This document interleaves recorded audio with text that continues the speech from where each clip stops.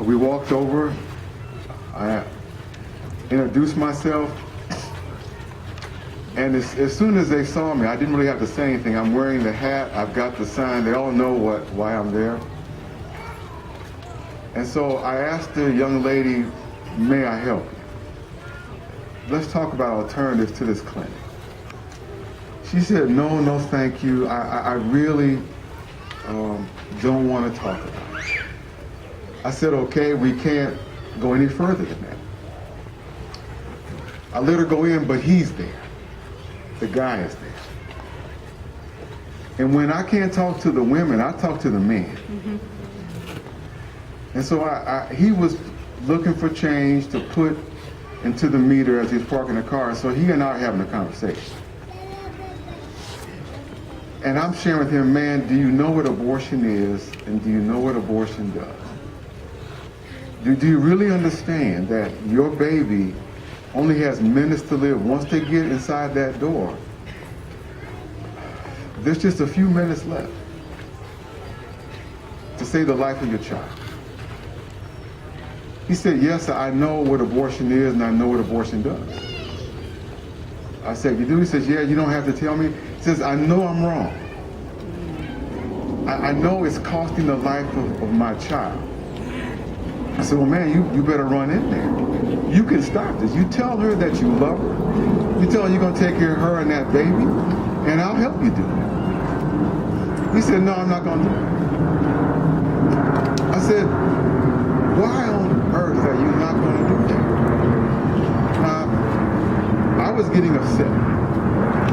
I was getting angry. But then he said something that stopped me dead in my tracks.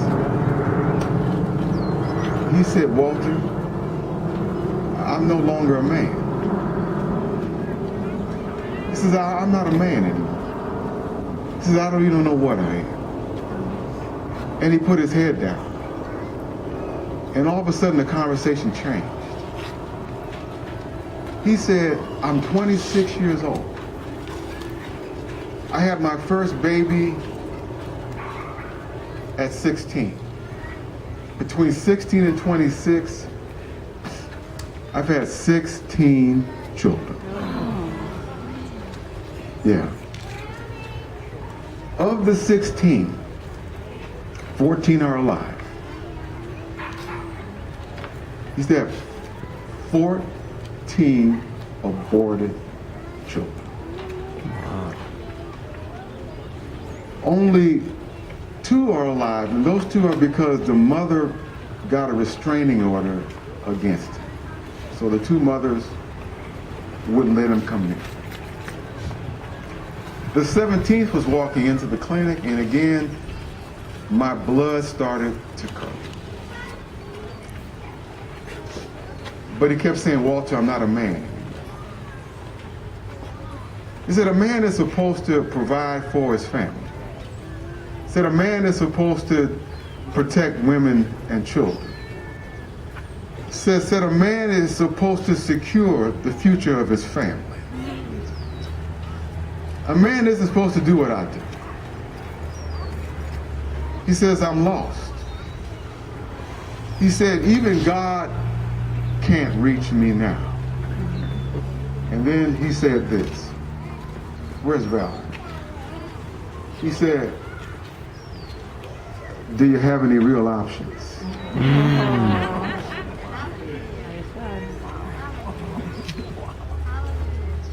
Do you have any real options? You see, at that point I had to put the anger aside and start ministering to my brother.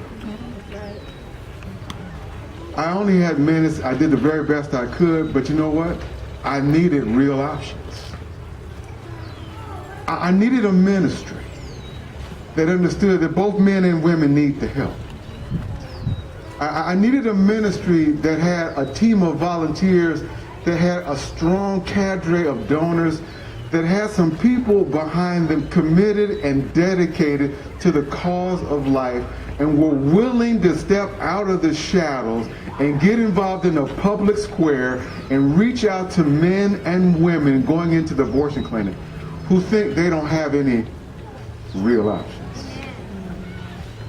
What this organization does is so important and so critical that when she asked me to come, I moved stuff off the calendar to come. Yeah. There's no question. On the sidewalk, if there weren't crisis pregnancy centers or just pregnancy centers, resource centers, there weren't real options, we would not have what we need to be effective. Because the number one question I get, standing on a public sidewalk, after we've had our conversation, the sister asked me the same question over and over again. She looks me in the eye and she says, "Walter, will you take care of my baby?" She says, "Will you do it?" If you're a sidewalk counselor, I want to counsel you now, don't ever say no to that question. Don't ever say no to that question. I say yes every single time. Because that's what it boils down to. When it gets down to that question, we're there. There's a life on the line. We're right there. Real options gives us what we need to be bold enough to say yes to that question, knowing that there's a power behind us that will walk with us through the valley of the shadow of death and strengthen us as we say yes to life. Believe you me, you can't walk enough for real options. You can't run enough. You can't give enough. You can't volunteer enough. You need to call her and say, you know what, I want to double up on my efforts here. You can't start enough clubs, and you can't have enough meetings. There is so much that is dependent upon real options being available. Finally, let me say that that young man is a picture of what is happening in the African American community. In the African American community, abortion is a Holocaust. It's a genocide. Let me say this and I'll quit. I'll let it go.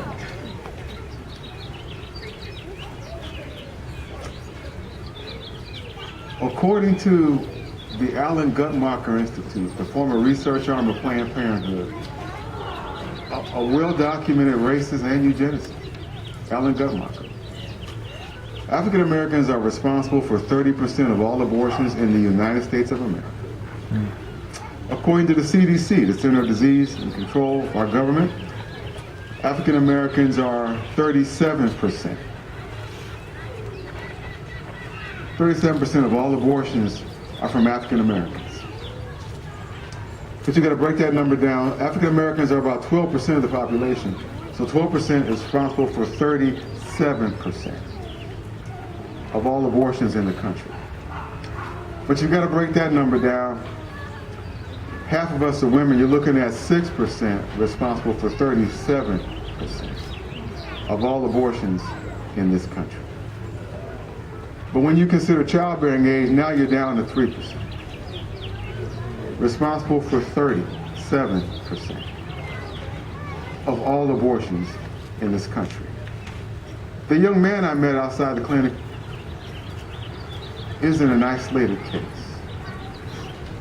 And so I would that as you pray, I would that as you walk, I would that as you consider how you can support real options, I would that you would say a prayer for the African American community, that we would be able to realize the truth and step up to the plate and embrace life and embrace real options. Thank you very much.